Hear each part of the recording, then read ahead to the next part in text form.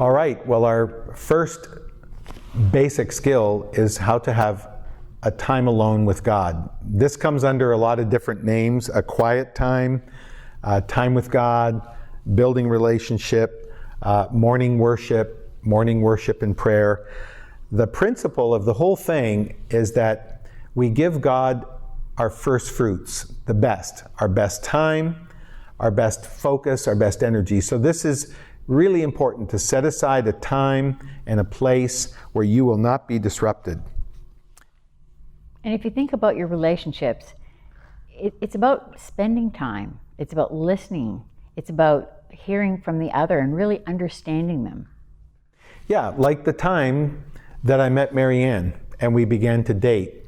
I was fascinated with her. I wanted to know everything about her. I wanted to know her family and her history and what sports and music and cars she liked and all of that.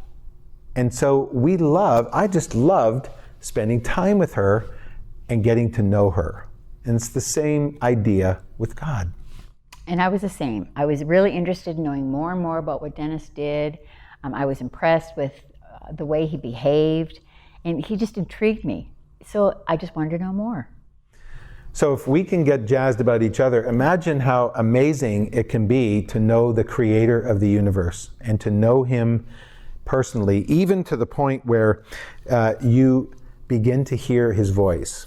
Now, the very first thing we want to say about this is go into it with the attitude of obedience. In other words, whatever he shows you, whatever insight he gives you, whatever just a gentle whisper he gives you, go and do it, and you will be amazed. Because if you don't use it, you'll lose it. And as you start, you just have to continue. It's just like we talk to our kids about practice, practice, practice. And again, if he's going to give you revelation and he can trust that you're going to put it into practice, he'll give you more and more and more and more. So the big question everybody has in this department is, how do I know I'm hearing from God and not figments of my imagination? So what we've provided for you in this section is a suggested outline of how to do a quiet time. And we walk you through it step by step. We also will give you 5 ways or 5 tests that you can use to discern whether this is God speaking to you or whether this is a figment of your imagination. But remember, it's up to you and you can make it your own.